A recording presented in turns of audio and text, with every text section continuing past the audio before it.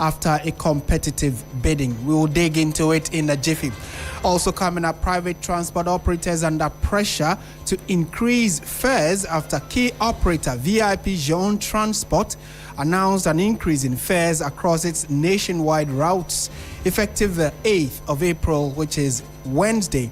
And we'll have details as Transport Minister convenes an emergency meeting with GPRTU and other players. Details of all of these and more coming up. We have business and sports at the tail end of the show, so do make a date and stay with us. Before that, let's bring you news summaries of other stories making headlines in Ghana.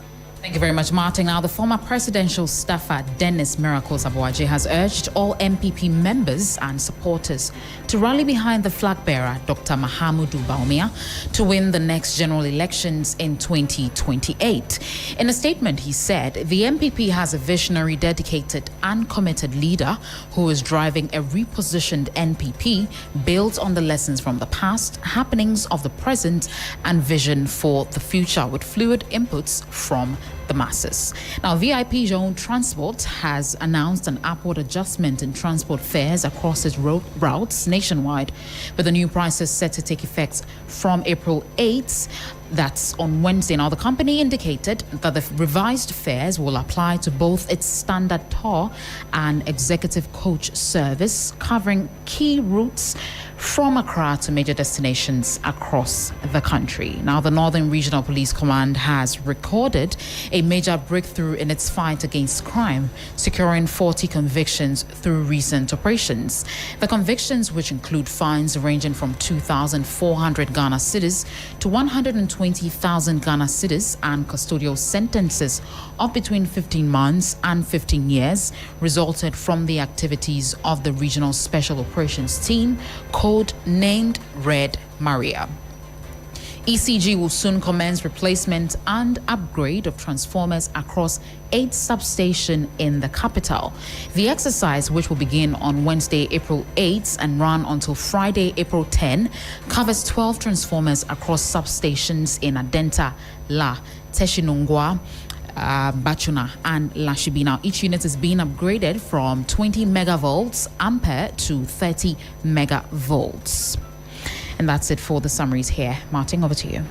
Thank you very much for the summaries. And it was brought to you by Christabel Success Trevor, letting us know what else is happening apart from the big headlines we have for you this evening, having to do with the fact that over the last few hours we have news confirming that engineers and planners are going to take full control of the Damang mine, and we'll try and break down what exactly this means going forward vis-a-vis some of the concerns that have been raised across public conversations. And later we'll talk also about transport fares. There are calls for transport fares generally to increase, but by what percentage?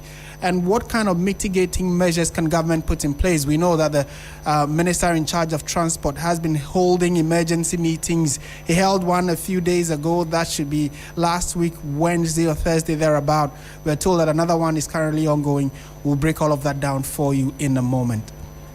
We start from the first one, which has to do with an indigenous mining firm, engineers and planners, having emerged as the highest scoring bidder for the takeover of the Daman mine. The tender committee has recommended the grant of a mining lease to the company after it secured 93.15% in a competitive bidding process conducted by the Minerals Commission. The search for a new operator follows the expiration of the previous mining lease held by Health Goldfields and government's decision to reassign the asset to ensure continuity of operations, safeguard jobs, and maximize value from the mine for the state. According to the committee's report, 4 companies responded to the public tender announced in the media. Of these, 2 were shortlisted by the Minerals Titles Department of the Minerals Commission and subsequently submitted to the tender committee for detailed evaluation. Secretary to the committee, Joseph Kofi Iroko, explained the rationale behind the recommendations.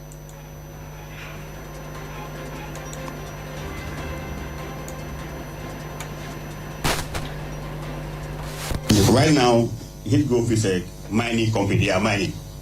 So they are required part of local content or the obligation to have very local content strategies in place which they are doing. Of course, the new person coming to take over Dama will now begin to do that when they take over, and because they become properly a mining company and be required to basically provide those local content issues. But on the whole, the marks show that EMP clearly demonstrated or got the biggest score when it came to the technical proposals stage. Now, financial provisions. Before you can move to the next, which is the financial proposals, you must have scored a minimum of 80%. But based on the scoring, his office could not get the minimum 80%. So on that score, based on the notice, you cannot be taken to the next stage for financial proposal. We left EMP as only contender for that. And the requirement was that you must show evidence that you have access to funding in excess of 500 million USD. EMP demonstrated that by documentation that showed that at least Stanbic and ABSA have committed to funding the operations to the tune of 505 million USD. So when you combine the financial proposal and the technical proposal, the score that EMP got is 93 points. Almost 93 points. What the most? 1.15. So that's a high score when you combine both the financial and then the technical proposal. Weighting them down. Yeah, after weighting them down, that's how the score that they got. Yeah. So based on the requirements, the guidelines published, EMP met all the requirements, they satisfied the monetary requirements, they met, able to demonstrate that they had the technical and financial capability to be able to run the operation of the mine when it is given to them. On this score, the committee recommended that they be awarded the mining list. That's in short what the committee did. Thank you, Mr. Chair. All right, so there you have it. The committee has just given us the thinking that went into why ENP is the most suitable candidate to run the operations of Damang Mine. And a bit of background like we gave earlier. An earlier institution known as the Health Goldfields were in charge of the operations of the Damang Mine. And when their lease expired, they decided to leave, but later changed their mind that they still wanted to continue with the operations and wanted an extension of their license, which was also refused by government and opened up the ownership or the operations of Damang Mine to the public for interested institutions that have the capacity to bid for it. And we are told from today's press conference that a number of mines or a number of institutions put in their bid. It was later shortlisted to 2, and out of the 2, ENP seemed to be the most probable candidate with the capacity to manage the affairs of Damang Mine. Now let's also listen to the chairman of the committee, Innocent Marcos Haliga, who indicated that the process that they took was highly transparent and thorough. Based on Regulation 2621C of LI 2176, which says that preparation of a report on the... We are at the stage of Regulation 263 of LI 2176, where there will be a transmission of the report to the minister. On receipt of the report of the tender committee, the commission shall recommend to the minister to grant the mineral rights to the successful tenderer. At this stage, I am transitioning from chairman of the tender committee to the representative of the CEO of the Minerals Commission with the full powers he has vested in me. I am handing over the report based on Regulation 263 of LI 2176 to the ministry. Right, so you heard Innocent Marcus Haliga, who is the chairman of the committee put together to look into the potential takeover of Damang Mine, which at the presser at the end of their mandate, they've come out this evening or earlier today to say that EMP has been giving the nod to take over. So let's now engage Pakwesi Shandov, who is spokesperson for the committee. Mr. Shandov, good evening. Thank you for joining us on 3FM. Yeah, good evening, Martin. The pleasure is over. Can you walk us through? I mean, the committee says that engineers and planners scored 93.15%. Are you able to help us look at the criteria that went into this final decision to give the operations of Damang Mine to EMP? So, at the very beginning, when the tender was opened, 4 respective companies applied accordingly. But first of all, before we progress, the voice that was just played is the voice of the chief director. It's not the voice of the chief director of the ministry. I mean, that's not the voice of the chairman. You mentioned that the voice was that of Innocent Marcus Haliga.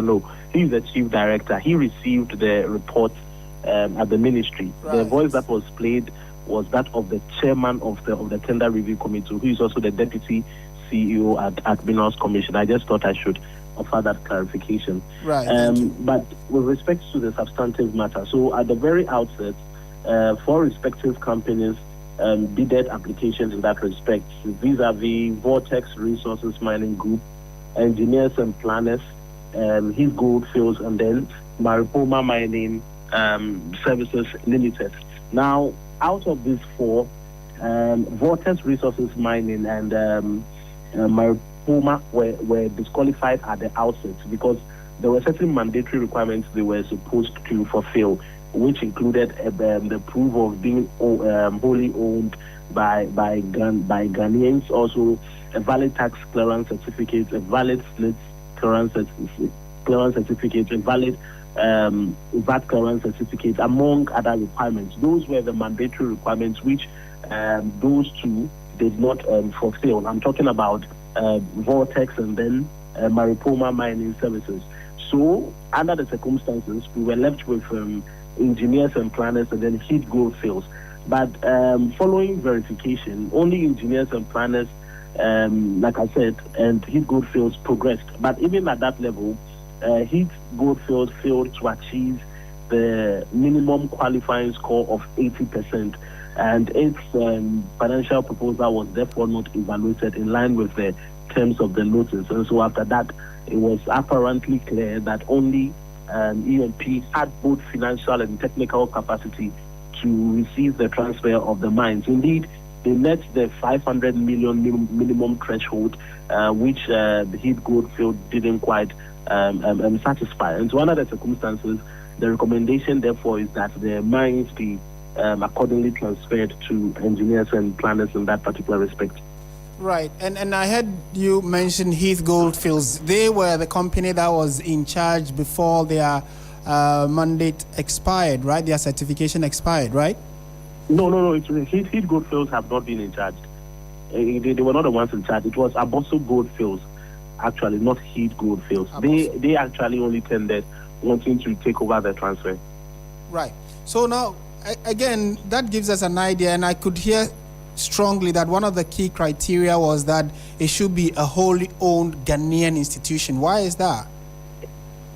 Well, because local content has become a very topical issue in the management of our mineral resources. Indeed, over time, there have even been certain connoisseurs and pundits in the game who have argued that, look, it's high time we give our natural resources to Ghanaians, so to speak, so that we are able to benefit entirely and fully. And government also backs that proposition. And so that is why in these times we have made it a non-negotiable requirement, so that, I mean, the communities where the mineral deposits are abundant will be able to see development, because more often than not, it appears we have a situation where investors come, they do the excavation, yes, they pay royalties and all of that, but comparatively, we are Rather, I do not want to say for the want of a better word, but I mean, it appears normally we are rather shortchanged, so to speak, for the want of a better word.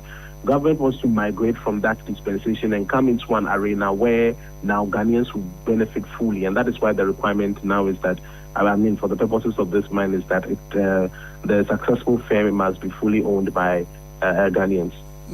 And that is all well and good, and I'm sure there are many who support and endorse that component of the whole idea that if you have Ghanaians in the helm of affairs with a capacity, it is all well and good that you give them the opportunity to, show their mettle. But for this particular company that has been given the nod, engineers and planners, there are public conversations also about the linkage of the owner to the presidency.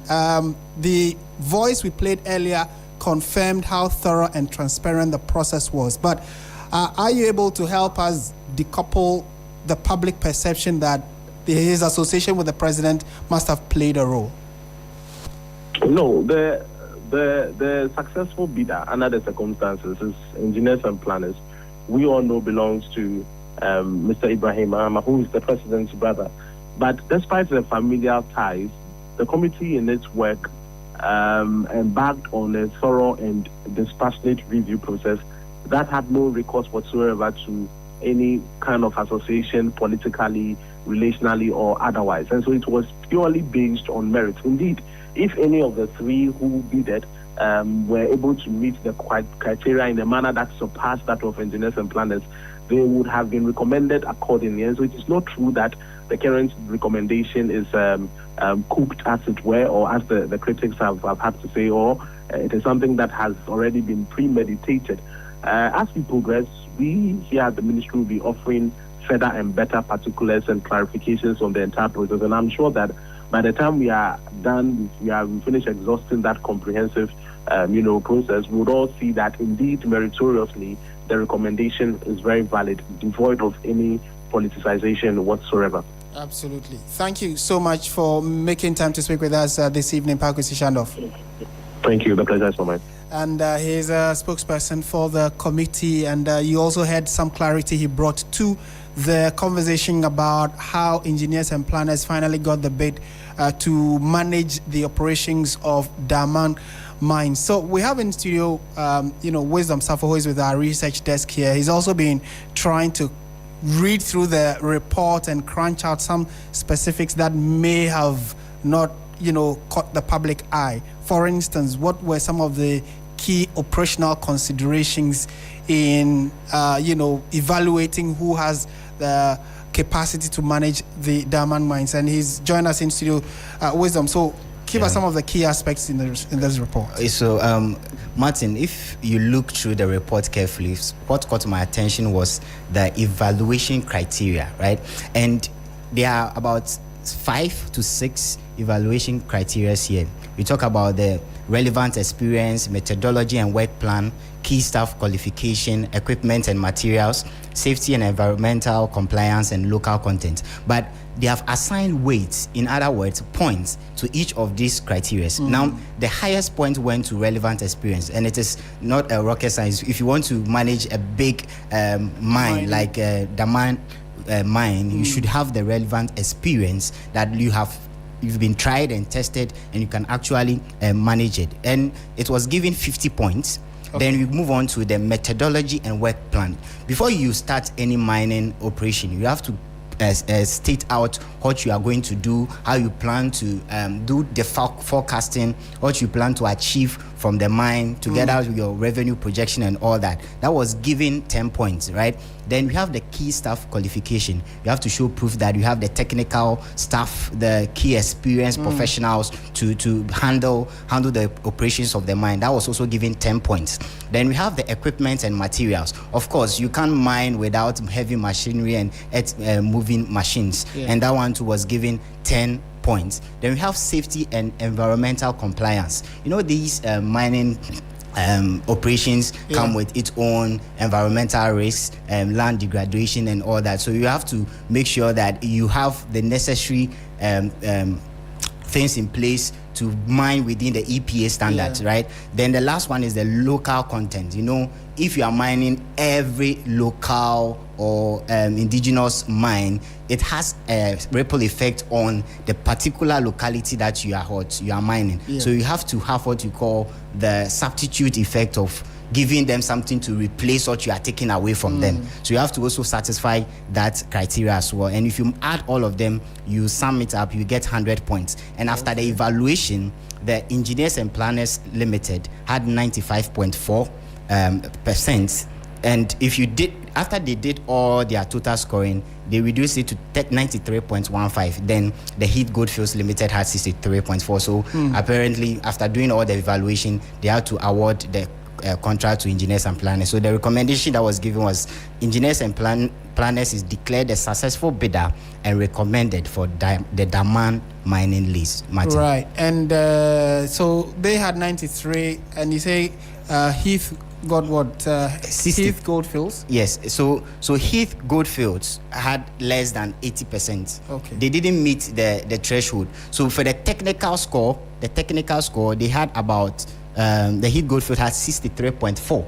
63.4% of the technical. So after doing all the technical evaluation, they had 63.4, and the Engineers and Planners had 93.15. Okay. And one of the main reasons why they awarded to Engineers and Planners was they showed that they have finance assets. Yes. You heard Pakwesi Shanov mention that they showed that they have proof of about $505 million in funding. Yes, to start operations, and that was what led to their recommendation and finally their and that's quite significant because mining is is capital intensive. So I tell you, and it's very important. We talk about this because this is a time where we have a mining sliding scale mechanism that has been presented to Parliament, so that we will get more royalties. Exactly. So it's it's good, and it also helps us pay attention to what's happening, in the mining sector. Following what has also been happening in Parliament. Thank you very much, Wisdom Safo, for the inputs you've brought to this conversation. Let's now look at the legal perspectives that are also of importance. Joining us now is Austin Bracco Powers, a private legal practitioner. Mr. Powers, good evening. Thank you for joining us on 3FM. Hello, Mr. Powers. Yeah, good evening, Martin. I hope you are doing well. Yes, I am. Thanks for joining us. To start with, is it safe to say that based on the committee's recommendations, solely and straightforward, Engineers and Planners or the company that won the bid can go ahead with the operations of Daman Mine? Martin, let me say good evening to your listeners. I think the issue is not who won the bid, but whether the process was lawful, transparent, and free from undue influence. It is important to situate the conversation and say that public resources or public resource concessions, especially in mining, must comply with due process, transparency, and fair competition.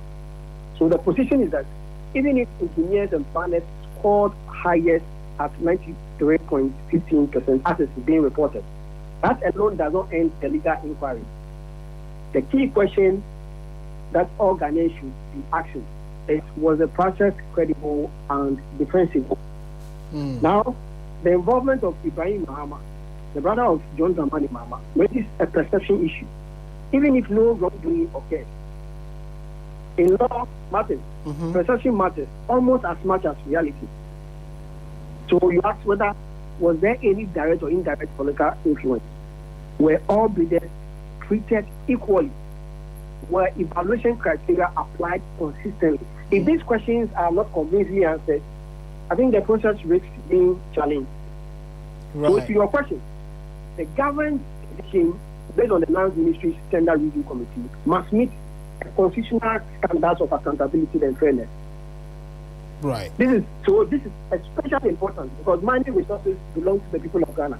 And when you read the constitution, it has invested in the president to be exercised or used in the name of the people. You get it? Yes. So, Martin, instead, I will insist on three key tests: legality, transparency, and integrity.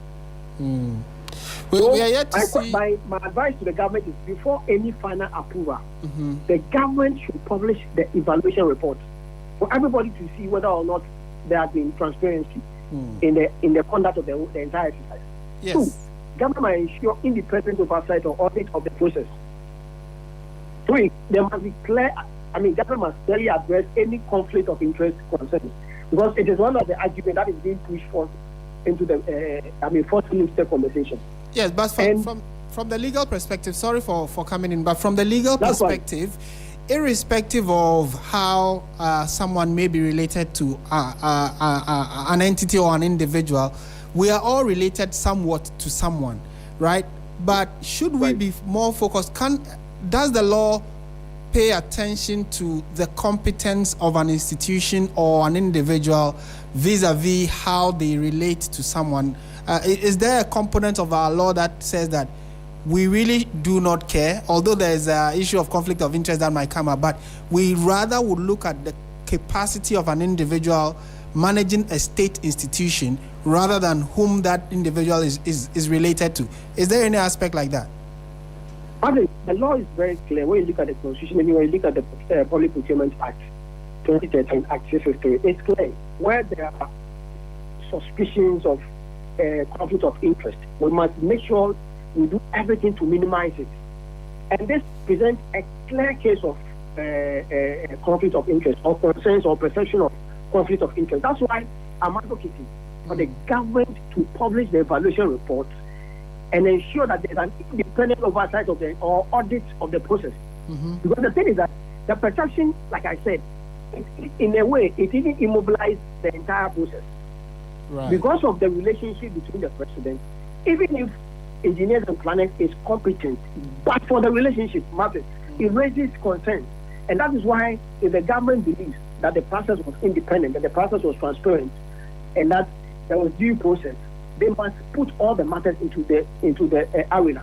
Let people know that there wasn't any influence or de-influence from the president or anybody related to the president or anybody acting under the authority of the president. Right. These are matters. They are legal. Conflict of interest is a legal issue. It's a legal concern that has found expression in the 1992 Constitution, in the Public Procurement Act, as well as other laws of this country. So it's a major concern, legal concern, that it's a legal threshold that the government must meet. Right. And it shouldn't be said that engineers and planners is competent or the company is competent by reason of that they are awarded. But we must go beyond that, beyond the competence. What were the criteria set down? Okay. What happens with other companies that did not meet or that did not receive the approval of the tender review committee? And we should get an independent authority to review the entire process and put the matters in the public, so that it will lay to rest any perception or suspicion of conflict of interest matters. Okay, certainly. And the ministry, in an interview just before we came to you, gave the confirmation that the report will be made public. So we'll definitely get to see this criteria that you are referring to. Thank you so much for speaking to us, Mr. Powers. Thank you. Austin Braco Powers is a private legal practitioner and has been throwing some legal perspectives into the conversation regarding all what many of you have also been saying with regard to the committee's report giving recommendation for the Daman mine to be handed to engineers and planners to operate. This is 3FM 92.7. You're listening to Hot Edition. Let's shift our attention to transport issues now. And a major private transporter, VIP Jeon Transport, has announced an increase in fares across its nationwide routes effective Wednesday, the 8th of April, citing rising operational costs. The adjustments affect both standard and executive coach services, with fares from Accra to Kumasi, Tamale, Sunyani, and other key destinations all going up. The move comes ahead of a scheduled meeting between transport operators and the Ministry of Transport, raising questions about broader fare adjustments across the industry. Under the new pricing structure, passengers using standard services will pay 120 Ghana cedis from Accra to Kumasi, 170 cedis if they are going from Accra to Sunyani, and 290 cedis from Accra to Tamale. Fares to northern destinations have also been adjusted, with travel to Bolgatanga set at 330 Ghana cedis, WA 320 Ghana cedis.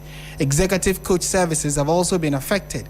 Fares from Accra to Kumasi will now be 150 Ghana cedis, Sunyani 200 Ghana cedis, and Tamale 360 Ghana cedis. Right, and we go on to give you further routes and how much they're going to be costing. So for longer distances, going further up from Accra to places like maybe Navrongo and Boko, we are told that passengers will have to pay 420 Ghana cedis for Navrongo and 430 for those going to Boko. The company has also revised intercity fares from Kumasi with transport to Tamale now costing 210 cedis and 250 cedis for those going from Kumasi to Bolgatanga. And so it paints a picture of how much you should be looking at if you already have not, paid attention to this. It tells you that henceforth, if you're going to be using the VIP transport, you want to use their services to any of these major destinations: Accra, Kumasi, Takoradi, Sunyani, Tamale, and its environs, etc. The prices have gone up. So we have to just make do with what we have. And I'll just take you through briefly in case you haven't heard and you are now probably on your way. Zone VIP Transport says that from the 8th of April, which is coming Wednesday, they have changed their prices or reviewed their prices upward. So from Accra to Kumasi is now, you will pay 120 cedis from Accra to Kumasi, 170 cedis from Accra to Sunyani, 290 cedis from Accra to Tamale.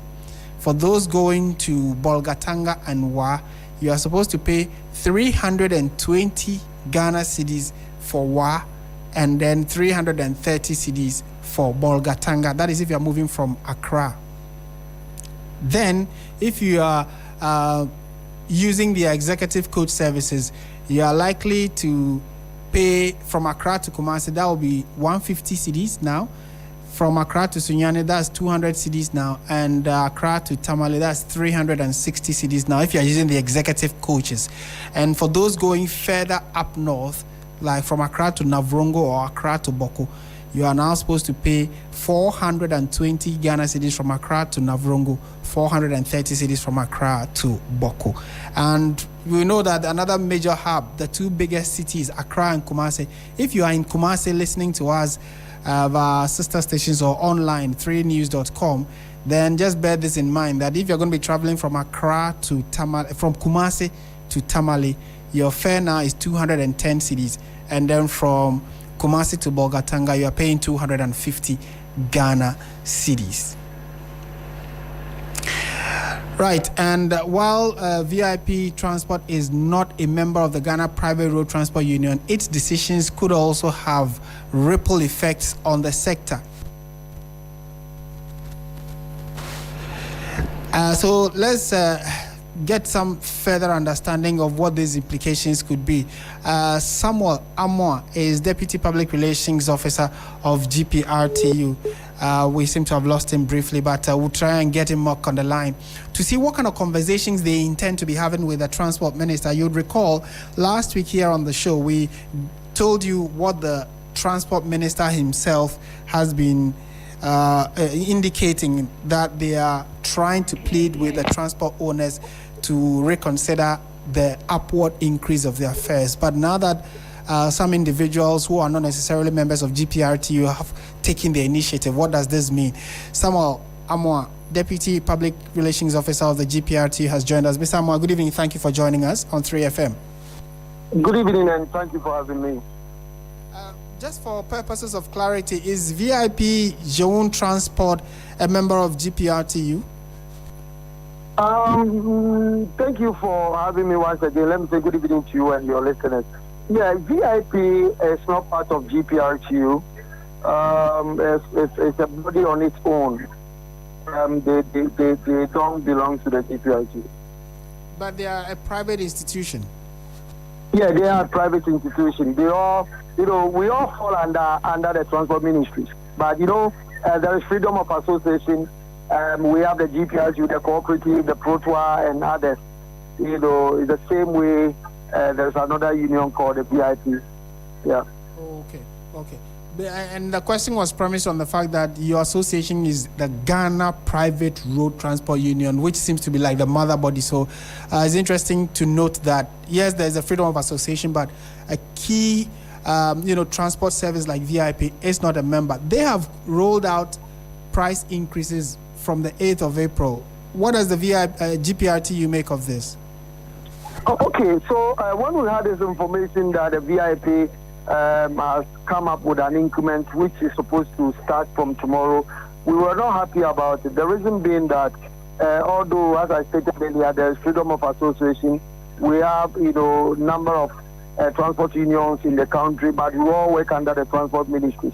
Anytime there has to be a transport fare adjustment, we meet, the transport ministries for, negotiation. Then we'll come up with a certain percentage of increment that we will give to our members to comply with.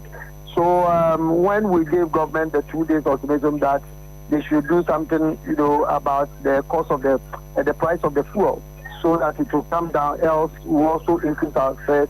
The transport minister came up that, they are working on things, and that because of the Easter festive, like today, you engage us that we sit down.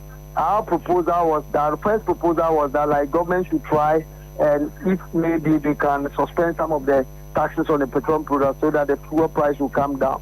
But then if nothing happened and all what we are asking for fails, then it means that we also increase our transport. So we are still on this, conversation and negotiations where the VIP also has come up with this, their increment, which is supposed to start from tomorrow. So we are not happy with it, because if it happens like that, then it also pushes our members to also maybe, do some certain things which we don't want them to do. And what are the key issues you intend to discuss with the transport minister? We are told that there is an upcoming meeting. They held one with you earlier last week where it was the same issue of do not increase your transport fares yet. Yes. What we wanted to do is first to increase our transport fares, because the fuel that we are buying, all that we want is when you go to the fuel pump, the amount we see will determine where we also put our charges. But then, although we sent a proposal that they should try and see if something can be done to reduce the petroleum product. So our meeting with the transport minister is to hear from him whether there has been an intervention for the government to do something to reduce, or if not so, we also send our proposal by increasing the transport fares. But today, whilst waiting for his call, we had a call from him that President has called for an emergency cabinet meeting to discuss our issue. And so therefore, we should hold on so they meet and take decision before we also know what to do. So that is what is happening now. And I'm sure you would raise the concern that a further delay would let members take, decisions which might not be in favor of the greater, the greater good. Because if you go as a unit, but then a member like VIP has already taken the lead to increase their fares, what kind of bargaining are you going to go with to the minister with? And how can that influence or affect your bargaining power when you meet the minister? Okay, so right now VIP has come up. We understand that they come up with about 25% increment.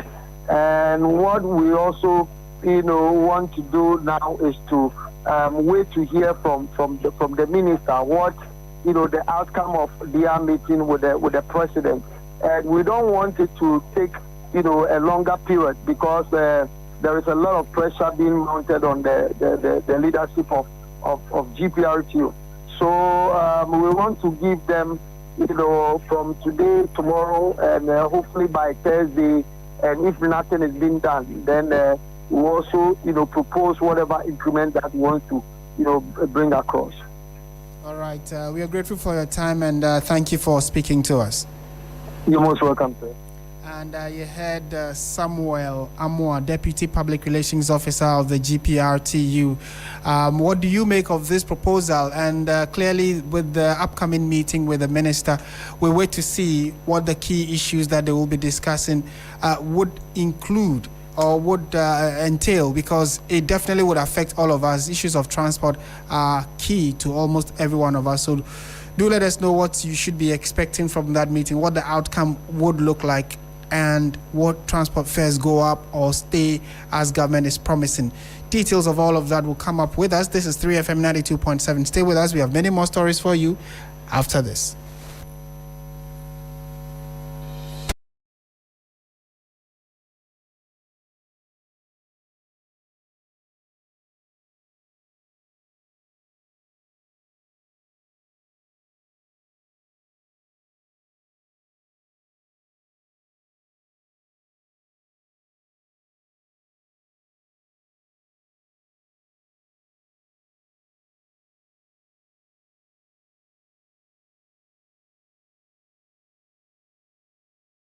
Three FM 92.7. This is Hot Edition, and your messages are always very welcome. We'll definitely be reading some of them to the rest of the world. We are shifting our attention away from transport now and go to the courts, because the Office of the Special Prosecutor has carried out coordinated court-authorized searches at 5 fuel depots and facilities linked to the bulk distribution companies as part of a major corruption investigation in the downstream petroleum sector. The operation, according to the OSP, is tied to a suspected scheme involving the under-declaration of petroleum imports, falsification of product types during depot transfers, and widespread tax evasion. Preliminary findings suggest alleged collusion between some bulk distribution companies and officials within key state institutions, including the National Petroleum Authority, the Ghana Revenue Authority, and the National Security Secretariat. The OSP further indicates that intermediaries may have been used to facilitate illicit financial transactions linked to the scheme. Companies currently under investigation include Platinum Oil and Gas Limited, Sentuo Oil, Aquaba Oil, Sahara Oil and Gas Limited, and Chase Petroleum Ghana Limited. The Special Prosecutor's Office says investigations are ongoing and indicated that all persons found culpable will be prosecuted in accordance with the law. Let's speak to the Executive Secretary for the Chamber of Petroleum Consumers, COPEC, Mr. Duncan Amwa. Mr. Amwa, good evening. Thank you for joining us on 3FM. Good evening. Thank you for having me, 3FM. Right. What would your immediate reaction be to this news that the OSP, out of the blue, probably on the blind side of many, had been undertaking this an investigation? They've actually even named companies they believe are complicit, and that in the coming days we'll get to hear more. I would expect that timing would be very, very key in the things we do as a country. And I think that the OSP, yes, is clothed with all authority, of course, to go after things that it suspects not to be clean, and for that matter, corrupt or tainted with some corruption or corruption-related offenses. And so they probably will be acting within the law. The only challenge some of us would have at this point, when I read the public notification, and of course, earlier in the day, I had already picked signals that officers of the OSP had already gone to these fuel depot spots, Chase, Sahara, Sentuo, Aquaba, Platinum, and all of them. These are places where you are simply going to get your fuel from to get to the filling stations to be able to buy. I just posted on a public platform a situation where Kenya is now reeling under fuel shortages. And so, yes, OSP has the power to do what it's probably doing, but I would caution that the timing, we should be circumspect completely. We are not in normal times, especially at a time or on a day as this when the United States president or government is already assuring that the war is going to probably fester and he's going to do whatever he has to do tonight, you get every indication that the challenges that we are witnessing as far as the supply disruptions or suppression is concerned, we are far from getting to an end. South Africa is experiencing challenges with fuel. It's already gotten to Kenya. We may be lucky to have had stocks, right? But at this point in time, I do not even think that, like I was cautioning on your network the weekend, even Ghana Maritime Authority, I do not think should be going after every cargo that comes into the country, because countries are looking to buy fuel top dollar. They don't get it. If this is the time that we are going to clamp down on our petroleum depots, we could be in for a long ride. And I think that maybe the OSP could give some breather, continue with the investigations, but ensure that it does not disrupt activities or operations of these fuel depots, because that would have a biting tail on the Ghanaian petroleum consuming public. These institutions that you mentioned, they handle volumes, they handle millions of liters. If you talk of Central, you know what volumes you are dealing with. If you talk of Chase Petroleum, you know what volumes you are dealing with. So yeah, but I can only caution that we don't let this escalate. Right. Otherwise, shortages may be a bit sooner than we probably would be even expecting it. Right. Simon. And for purposes of clarity, so you say the OSP has the authority to investigate if they see something fishy going on, but you are in the same breath saying that the timing of it isn't right because of the current global development. So how do we balance the two? And is it that they should look away if wrongdoing is ongoing because of the current circumstances? I'm struggling to, find the fine line you are drawing here. So what I'm indicating is that timing is important. Ensure that you carry on whatever investigations, but do not disrupt the work of some of these key institutions. You recall when we got into COVID, the things we used to call essential services, the fuel stations and the depots were considered very essential, because once you shut them down, you are cutting back on volumes that ordinarily would have gone through them. Mind you, the Chase depot, right, would serve a larger portion of, whatever we consume at the filling stations. Central is also of significant numbers.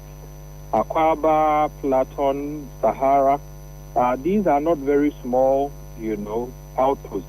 Right. That you can say, okay, we are investigating, so probably we need you to shut down, or we need you. If you do those things around this particular time, the effects will be telling on the Ghanaian in no time. And I think that I am only calling for caution. I'm only calling for restraint. I am only calling that for the OSP to carry out its investigations. It has every right, like I said, clothed by law. Right. But timing is very essential. And again, the critical role that these depots and the refineries that have been mentioned, they play, I would hope that the OSP will carry out investigations without any attempt at all whatsoever to disrupt the flow or the operations. Is that possible? Is that possible that they can still undertake an investigation, and from all indications they have found something they believe they can stand on to maybe start prosecuting? But you want all of that to happen.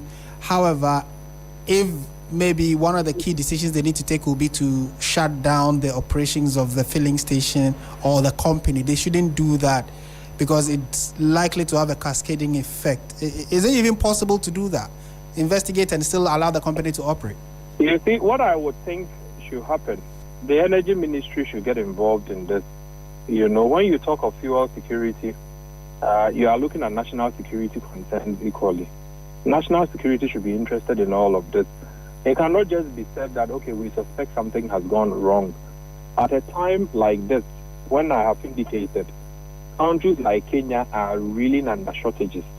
If this is the time we choose to go after our depots, right, in the name of criminal investigation, just that we may disrupt operational bits, we could have a problem on our hands. And I'm just cautioning that, indeed, the OSP should not be that excited that, okay, there could be a case here or not, so we are going to, as it were, disrupt anything.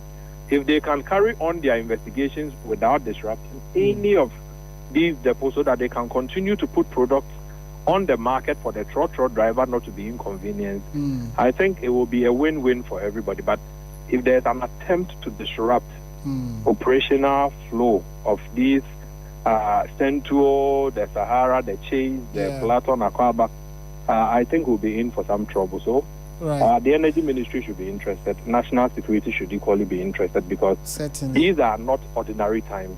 Other countries are feeling the pinch already.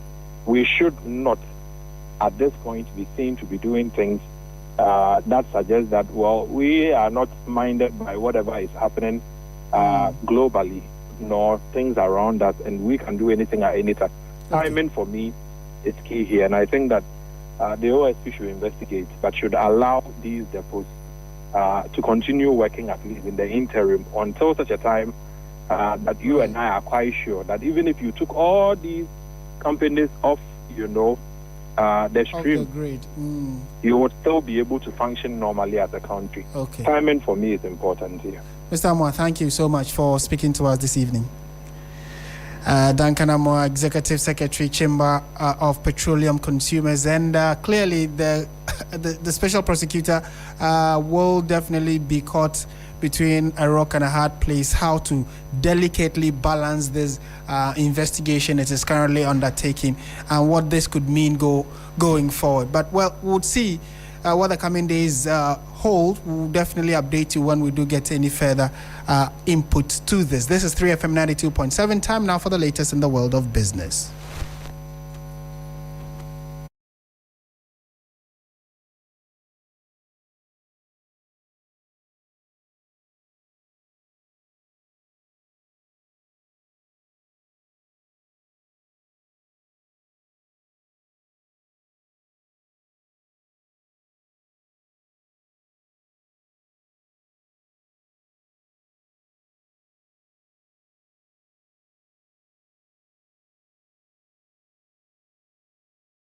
Hello, good evening and welcome to the business segment on Hot Edition on 3FM 92.7. Coming up tonight, CD records mixed but stable performance as demand pressures from oil imports trigger mild slippage despite strong year-to-date gains. I am Bismarck Kausa. This story and others lined up for you. Please stay.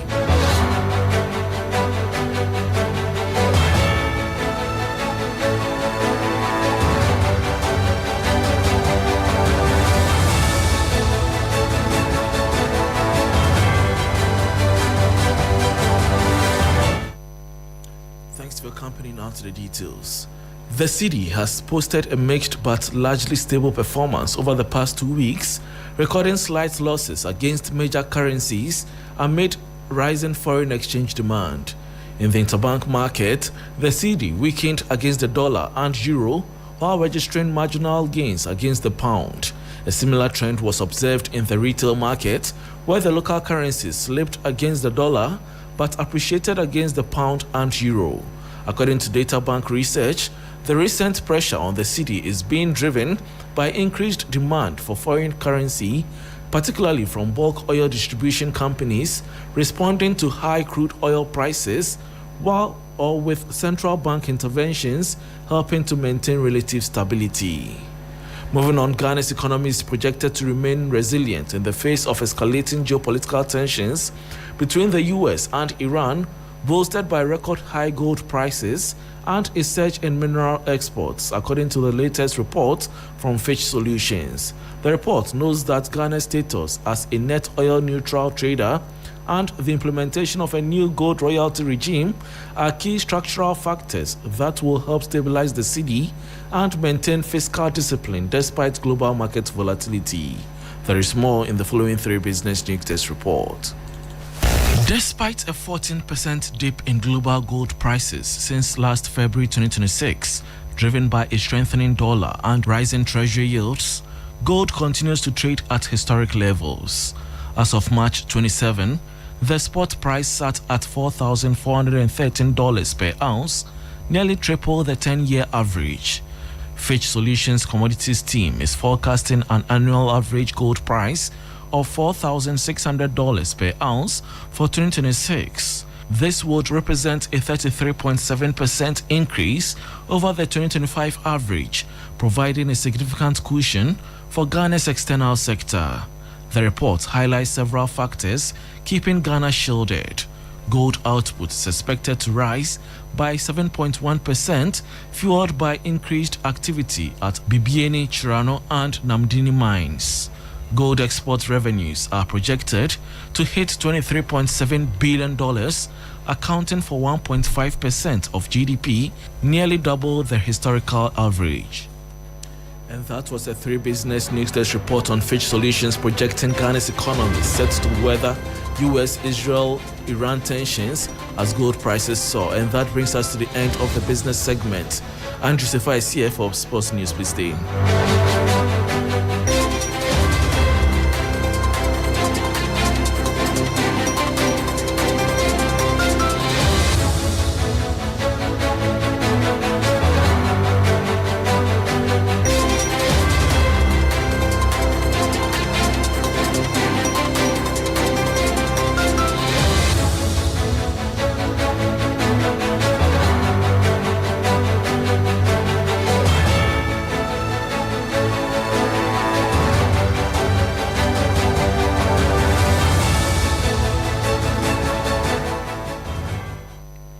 Hello, good evening and welcome to the sports segment here on Hot Edition on 2FM 92.7. My name is Andrew Sefa Bamfo. We start off from boxing where Legacy Rise have lined up a number of bouts set to take place at the Bukom Arena on Friday. Now, headlining the card is Theophilus Alote, who will face Namibia's Jonas Erastus in what is expected to be a fiercely contested clash. The co-main event would also see Ahmed Abdullah go head-to-head with Obaro Eradajeyi, with several other rising stars also build on the night. Now, speaking ahead of the event, Chief Commercial Officer for Legacy Rise, David Aloka, outlined the long-term vision behind the initiative, emphasizing the platform it provides for developing Ghanaian boxing talent in the country. We've had some incredible fighters over the span of several years, from the DK Poisons, we've had so many great fighters that have come out there, to the Zuma Nelsons, but we had a period of time of a lull, right? And the talent, we know that the talent is there. We know that boxing is the beating heart of Bukom, of Jamestown, with so many skilled trainers, with so many well-accomplished managers. So we wanted to spend some time and align ourselves with some great talent, because our aim, in essence, is to have a world champion from Ghana, but that is also trained by a Ghanaian with a Ghanaian promoter, which hasn't been done before as a trifecta. And the aim of us is to cover all of those bases from that standpoint. And the strategic moves that we've made in terms of the type of fighters that we signed, the companies that we've aligned with, the DAZNs, the Matchroom Boxings, the 258 of Anthony Joshua as well. All of these things coming together, tapping into the blood, sweat and tears that have gone several years ahead of us. All of the combination of all this coming together is very important, and that's exactly what we're trying to drive right now. And so you heard David Aloka, who is the Chief Commercial Officer for Legacy Rise, speaking ahead of that particular bout. Let's now head to Europe, where it's another big night of European football as the UEFA Champions League quarterfinals take center stage across the continent. 2 crucial first leg ties are on the schedule, with Europe's elite clubs battling for a place in the semi-finals of the competition. In the headline game, Real Madrid will host Bayern Munich at the Santiago Bernabeu in a clash of European giants. Elsewhere, Arsenal are also on the road as they do take on Sporting CP in Portugal. Now, ahead of tonight's UEFA Champions League quarter-final fixtures, managers are already expressing confidence in their team. Arsenal boss Mikel Arteta believes his side is ready for the challenge as they travel to Portugal to face Sporting tonight. This is the quarter finals of the Champions League. It doesn't get much better than that, and we worked so hard throughout the season to be in this position in the competition. We're going to play an opponent here that we know about their records and what they've done. So hungrier than ever, very excited and very, very motivated for tomorrow's game. So you heard Arsenal boss Mikel Arteta speaking ahead of their game. Meanwhile, Vincent Kompany, who's also head coach of Bayern Munich, is optimistic his side can secure positive results despite a difficult trip to face Real Madrid in Spain. The version of Real Madrid that we have to prepare for is the best Real Madrid.